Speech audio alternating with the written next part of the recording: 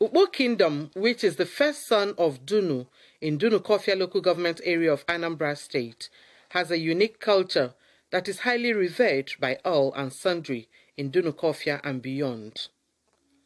Opoto festival is an annual event which is as old as the clan itself, and it is done in the month of February to mark the end of harvest season. The event, which took place at Oye-ukpo Market Square, attracted both old and young. This year, the event lasted for 4 market days as usual.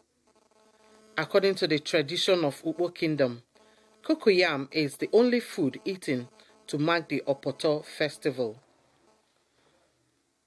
On the grand finale day, early in the morning, the male folks show off braveness and gallantry as they use canes to entertain themselves as part of the festival.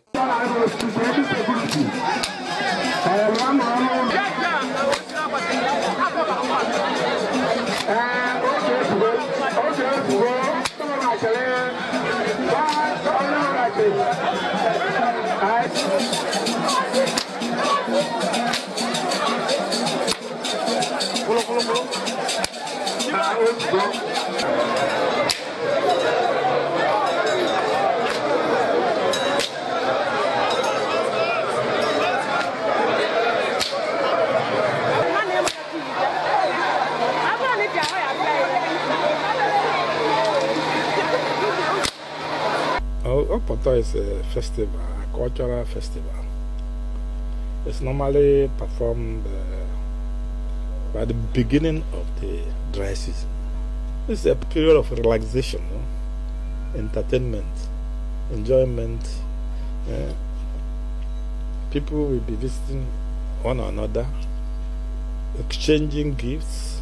This particular festival is principally carried out by this cocoyam, but it's a special cocoyam. In the evening, they gather again at Oye-ukpo Market Square in display of their various masquerades.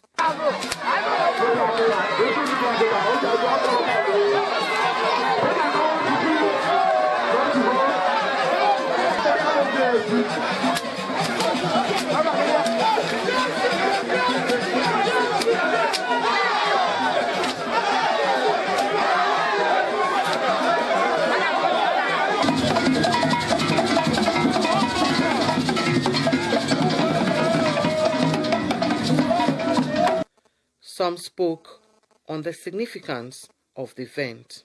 We have to provide security for them, okay? We have to bring in the police, have to bring in the town's vigilante to ensure that the ceremony is very safe, okay, without any hitches. Our forefathers have done a lot before us. They have did it. It's our culture.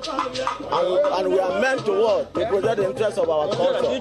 That is why we can see my brothers and my sisters. We are jubilating over it.